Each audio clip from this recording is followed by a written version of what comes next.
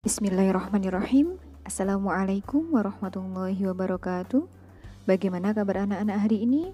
Semoga semua sehat dan tetap semangat belajar ya. Alhamdulillah hari ini jumpa lagi dengan Bu Nova di pelajaran Akidah Akhlak kelas 7. Hari ini kita akan belajar tentang membiasakan diri berperilaku terpuji.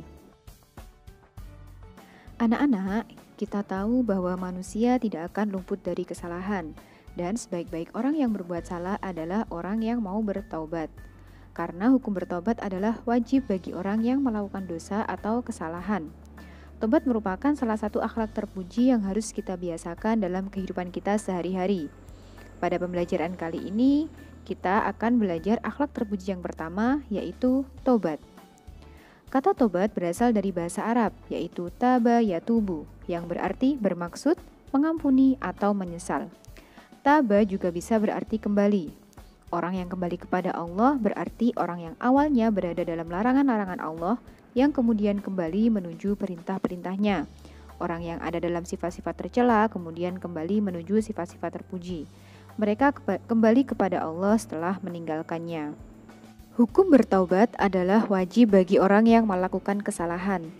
Yang dimaksud dengan kesalahan di sini adalah perbuatan dosa atau maksiat, yaitu semua jenis perbuatan yang melanggar ketentuan syariat Islam, baik dalam bentuk meninggalkan kewajiban, melakukan atau melanggar larangan Allah.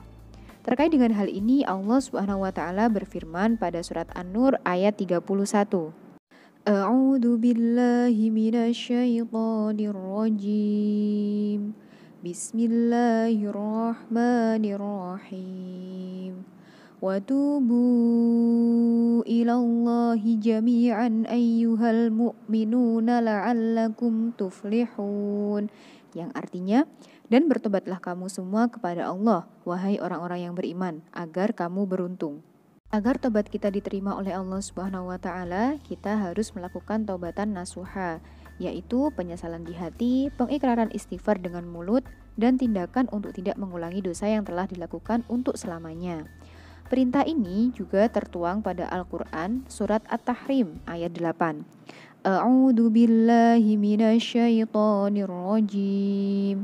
Bismillahirrahmanirrahim.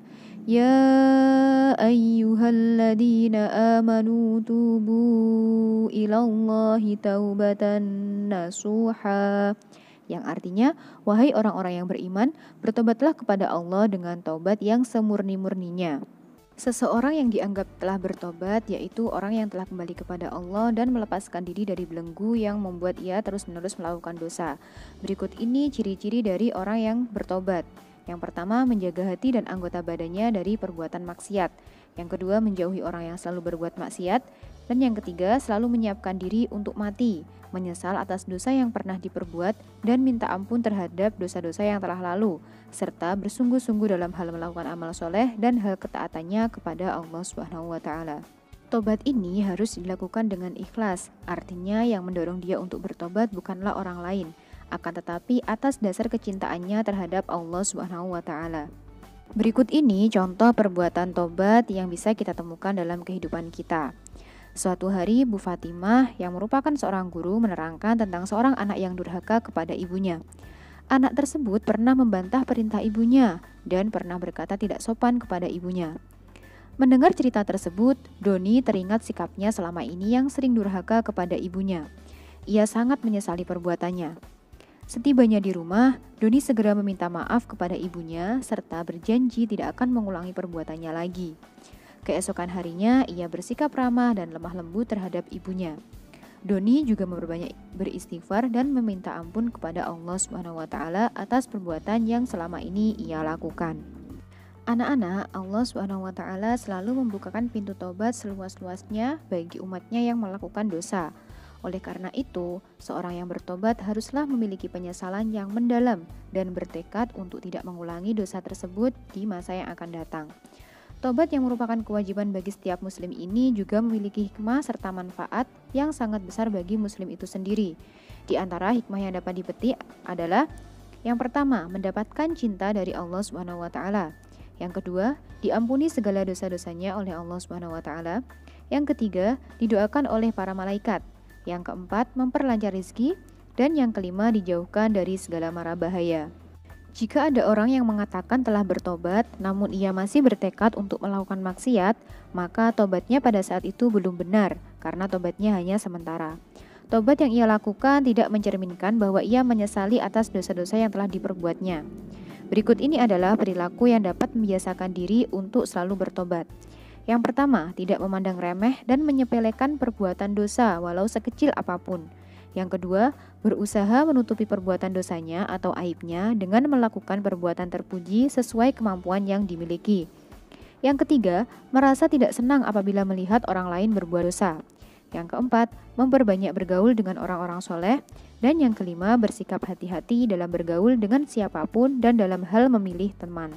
Perilaku terpuji berikutnya adalah taat. Taat merupakan salah satu akhlak yang harus dimiliki oleh setiap insan yang beriman. Apabila seseorang menyatakan dirinya beragama Islam, maka ia wajib taat terhadap ajaran-ajaran agama Islam. Kata taat ini berasal dari bahasa Arab yang artinya tunduk dan patuh. Secara istilah, taat adalah tunduk dan patuh baik terhadap perintah Allah SWT, Rasul-Nya maupun ulil amri atau pemimpin. Taat yang dibicarakan dalam bab ini ialah sikap tunduk, patuh, dan setia kepada Allah SWT dan Rasul-Nya, baik dalam bentuk pelaksanaan perintah maupun meninggalkan larangannya. Allah SWT telah berfirman pada surat An-Nisa ayat 59. A'udzu billahi minasyaitonir rajim. Bismillahirrahmanirrahim. Ya ayyuhalladzina amanu atii'ullaha wa atii'ur rasul wa ulil amri minkum, yang artinya, wahai orang-orang yang beriman, taatilah Allah dan taatilah Rasul Muhammad dan ulil amri, pemegang kekuasaan di antara kamu. Ayat tersebut berisi perintah secara tegas agar setiap mukmin atau orang yang beriman taat kepada hukum Allah, Rasul, dan ulil amri atau pemimpin selama pemimpin tersebut berpegang kepada kitab Allah dan Rasul-Nya. Anak-anak, ketaatan seorang hamba dapat terwujud dalam bentuk takwa, patuh melaksanakan perintah Allah dan meninggalkan semua larangan Allah. Ketaatan seseorang hanya akan terlaksana ketika mereka memiliki keimanan. Berikut ini salah satu contoh seseorang yang taat kepada Allah dan Rasul-Nya dalam kehidupan sehari-hari. Pada suatu saat, Almira akan mengikuti lomba voli bersama teman-temannya di kampung. Di antara teman-teman sekampungnya, dia satu-satunya perempuan yang memakai hijab. Di saat lomba voli akan dimulai, Almira dibujuk temannya untuk melepas hijabnya dengan alasan agar tidak menghambat pergerakan saat lomba voli tersebut.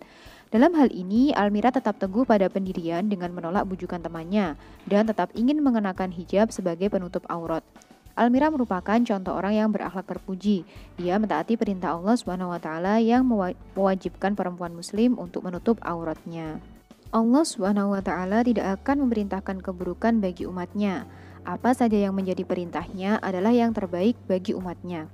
Orang yang taat kepada Allah SWT akan merasakan dampak positif sebagai berikut. Memperoleh kepuasan batin karena telah mampu melaksanakan salah satu kewajibannya kepada Allah dan Rasul-Nya. Kemudian memperoleh ridho Allah karena telah mampu mentaati perintahnya.